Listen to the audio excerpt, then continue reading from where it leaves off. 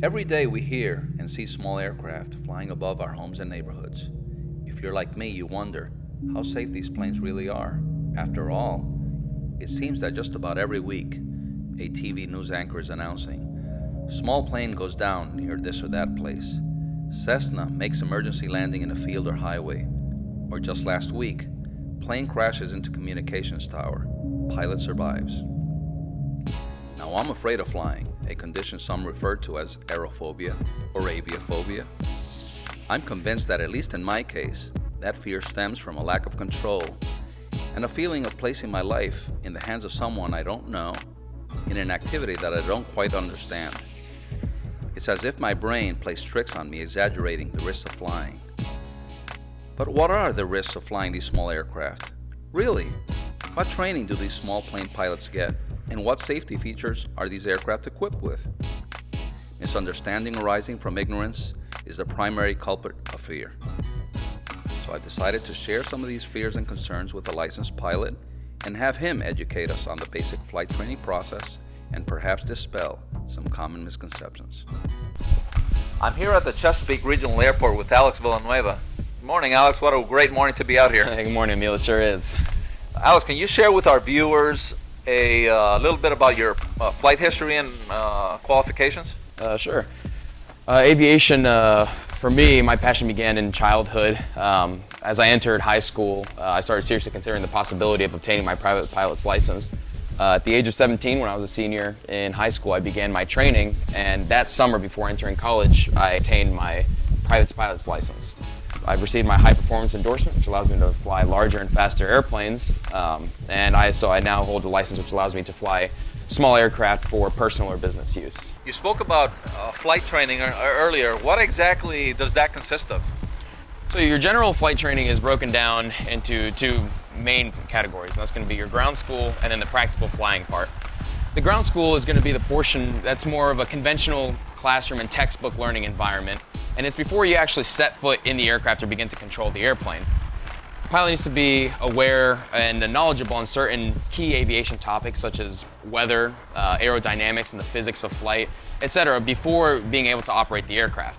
The flying portion is where the pilot learns the safe operation of the aircraft, how to maneuver the airplane, especially what to do in emergency situations, and some of the other really key phases of the flight. So once we put both of those together, then at the end, when the instructor believes that the student is prepared, an FAA designated examiner will administer the final check ride to determine whether or not the student will become a licensed pilot. You mentioned the check ride. Is that like a final exam? Essentially, the check ride consists of your written exam, which is a long examination. That's going to test more of your ground school knowledge. Then there's an oral examination, which furthers both the ground school examination and brings in a little bit more of the flying portion as well. And then finally is your actual practical check ride, and that's where you have to perform certain maneuvers with the instructor on board the aircraft to specific FAA mandated standards. So all in all, there's three portions to this kind of final exam or final check ride in order for a pilot to be licensed. Wow, that's very impressive. It's evident that you really have to know your stuff. Alex, pardon my ignorance, but to be perfectly honest, these small aircraft just don't seem as safe as the large jetliners. What can you tell me and other fearful passengers to reassure us that they are in fact safe? Sure. There's a lot of misconceptions regarding the safety of general aviation aircraft, particularly with comparisons to your larger commercial jetliners that most passengers are used to traveling on. I think the easiest way for me to alleviate some of your concerns and possibly some of the viewers would be for us to go on a flight together. If you have the time, we have a beautiful, gorgeous day here, and I think you'd feel a lot more reassured after having flown with me and discuss some of these issues on board. Let's do it. All right, Emil, let's go.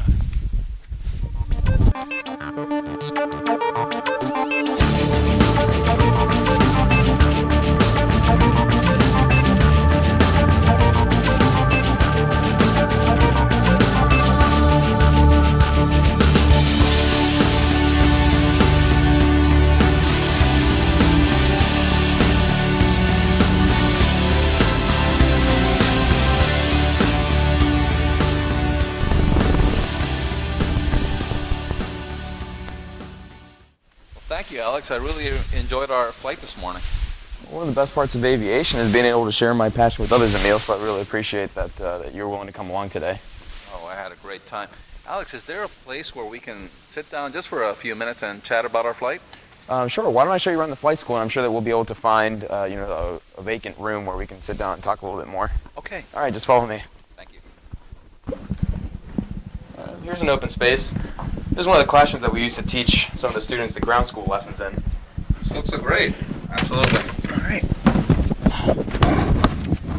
Thanks again, Alex. I really appreciate you taking the time to take me up today. Of course, there's no problem. It's a pleasure. It's all mine. Before our meeting, I jotted down a short list of concerns commonly associated with the fear that passengers experience during flights. Would you mind taking a couple of minutes, perhaps, and going down the list of concerns with me? Of course, yeah. Let's take a look. What do you got? Well, first of all, I don't know much about the maintenance of the aircraft, but I like to think that they receive quite a bit of experienced maintenance.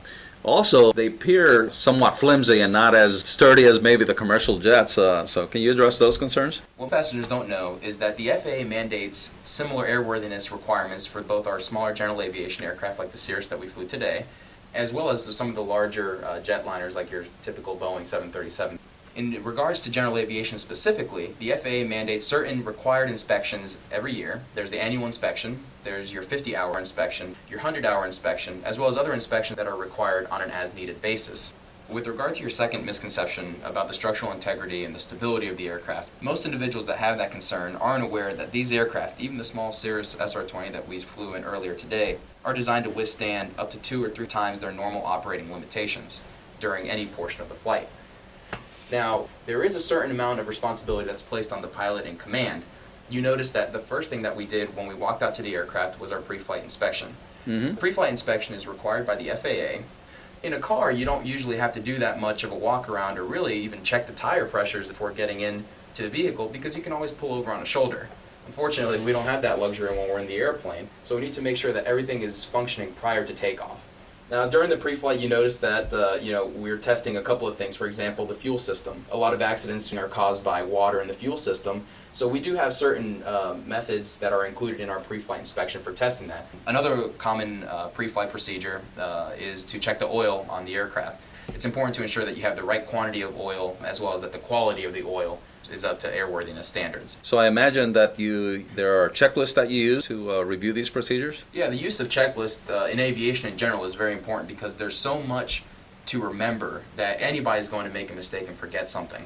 Some of the other pre-flight procedures that are commonly done include inspecting the propeller for any nicks or any dings, any cracks that could indicate some serious problems. We also want to check our landing gear. We want to make sure that proper tire pressure, etc. We want to check the lights. We want to check our flaps.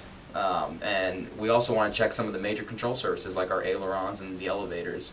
But essentially, we really just want to make sure that the aircraft is in airworthy condition and that we're not going to experience any problems once we get up in the air. Next item on my list is susceptibility of the aircraft to turbulence. To be honest, I hate turbulence. How can you address that one? You'll remember from our flight, I told you that you're flying in a smaller plane, it's on a commercial aircraft, and that you're going to feel a little bit more bumps than you would in a larger aircraft. And that it's not going to indicate any unsafe operations, it's just the nature of flying in a smaller aircraft. Now, there's a lot of services and resources that are available to pilots to ensure that they don't hit turbulence or that they can avoid areas of known turbulence. It's interesting, but I think the more I understand about flight, I start to feel a little bit better about it. I hope that's the case. What about visibility, adverse weather conditions? You look out the window and you see all these clouds, sometimes you even see lightning. Can you fly into these thick clouds with these small aircraft? In order for a pilot to operate the aircraft in adverse weather conditions, he simply needs to be instrument rated. The instrument rating is a rating similar to the private pilot's rating, and it allows the pilot to operate the aircraft in restricted visibility conditions. A lot of these aircraft are capable of being flown from your cruise altitudes of, say, 10 or 12,000 feet down to only 200 feet above ground with reference solely to the cockpit and to the instruments inside. Wow, that is impressive, the technology to be able to practically land an aircraft just looking at instruments and not even having to look out the window. Essentially, and that's the same thing that happens in your large commercial jetliners because they have the same instrumentation that's on board the Cirrus that we flew today. They follow the same standard procedures that we do when we're flying into the same airports using the same runways. So what can you tell me about mechanical engine failure? I mean, that's a scary thought right there. You're up there and all of a sudden you lose engines. We've all heard about our hero Sully landing in the Hudson. Right. If you can do that on one of the big ones, I got to believe you can do it on a small aircraft. Sure. But how would you handle something like that? We're so frequently tested on emergency procedures, and it's one of the few procedures that we need to know by heart, when in reality it's the one procedure that you'll almost never, if ever, use. So it's interesting that there's so much weight on it, and as there should be. It's one of the situations where you can't afford to forget or to underperform when it comes to emergency procedures. The first thing psychologically you do is just deny that the emergency happens. Once you get past that, then you're trained to immediately maintain good airspeed. You want to ensure that you're not going to stall the aircraft out, and then you begin gliding. On the glide down, you learn which systems are most likely to have caused the failure, and you learn how to restart certain systems and how to identify which systems it is that failed. There's a big misconception about the larger commercial jetliners not being able to glide. I think Sully's experience showed the world that they actually do glide. In fact, yeah, absolutely. I mean, I had that misconception, and when I saw that Yes. huge aircraft gliding into a river, that was extremely impressive. Of course, when you look at, the weight and size ratios of the two aircraft, if you compare your Airbus A320 that Sully was gliding in to the Cirrus SR20 that we flew today, we're going to get a lot better of a glide ratio. In other words, we're going to be able to glide farther than one of the larger jetliners, which buys us a little bit more time and makes flying general aviation aircraft, in the event of an engine failure, quite a bit more safe. We're getting to the end here. You're doing a wonderful job explaining these. Next on my list is mid-air collisions. Granted, we're not driving a car where you have all this traffic. Air traffic is much lighter than automobile traffic, but there have been a number of mid-air collisions, and what kind of systems or training are in place to avoid these? Well, the first thing with mid-air collisions is that they're very rare. We hear about a few of them, but when you take a look at the statistics of the number of aviation accidents that are related specifically to mid-air collisions, it's very low. Our aircraft that we're flying, even in general aviation, these small four-seat aircraft, are really becoming technologically advanced themselves. As a matter of fact, our Cirrus SR20 that we flew today, you'll recall, does have a radar on board. From the cockpit, we can tell where planes are, at what altitude they are, and in which direction they're heading without even being able to visually see them. Additionally, radio communications help. We're always talking to other airplanes and we always know where each other are. It makes things run smooth, and that's why your mid-air collisions are so far and few in between. It's interesting that that's one of the biggest fears in aviation, when it's probably the rarest of all the accidents. Yeah, I agree. It is rare. You don't hear about it a lot, but it's reassuring to know that there's a lot of communications going on in the cockpit and a lot of visual cues. Your eyes in the sky. Absolutely. Harsh landings. You hit the ground and the aircraft shakes violently. I've never seen one collapse after a hard landing, but it's certainly a concern, as full and loaded as these aircraft are. What can you tell me about that? Well, you're right. It's very rare for an aircraft to just collapse on landing, even when the landings are harsh. Two things. The first is that you'll remember that during the pre-flight inspection, we do spend a little bit of time around the main landing gear, which are the two wheels that touch down first, as well as the nose gear, to ensure that the landing gear, because we know that's one of the few structures on the airplane that experiences the most stress, especially with these landings. We spend a lot of time ensuring that there's no cracks and that the structural integrity of the landing gear is in airworthy condition. The second thing that we talked about is, remember that these aircraft are designed to withstand up to 200 or 300% of their normal operating limitations. Okay. Unfortunately, not all of them can be smooth landings. Harsh landings, they'll be around for a while, but a safe landing is a good landing. What can you tell me about bird strikes? You see them pass by sometimes as you take off or approach the airport. Are they frequent? Are the aircraft equipped to handle these? Well, Emil, unfortunately, birds don't show up on our sophisticated radar, so it's very difficult to identify and to avoid, in a timely fashion, a bird that's heading towards us. Bird strikes are relatively rare, and most of the time when they do occur, they involve a smaller bird that has very little, if any, impact on the ability of the aircraft to continue on with a safe flight.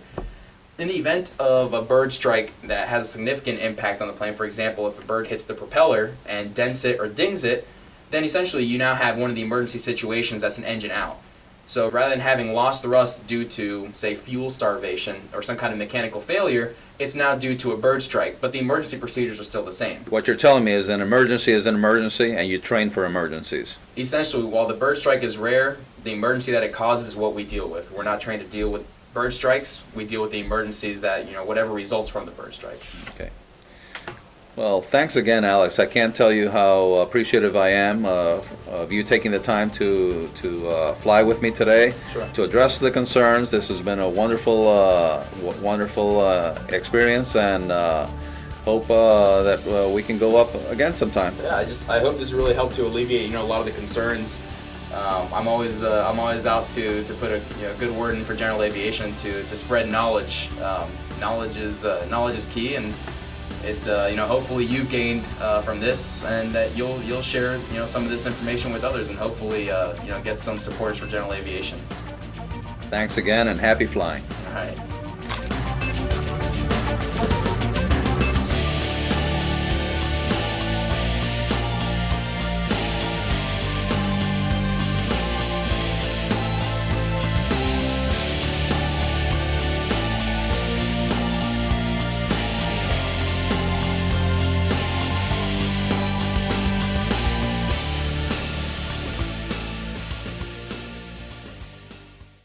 Well, thanks again, Alex. I really appreciate. Sorry, this won't happen. Sorry, it's not right. I just don't like the airplane jumping around, especially when it's violent. Sure. Well, to be honest, pilots don't really like it either. It's a nightmare for us as well. Okay. God, it can't be a nightmare. I mean, crap, yeah. Key word. We got a beautiful day here, and we're already here, so if you have the time, what do you say? I say let's do it. All right, let's go. Let's go.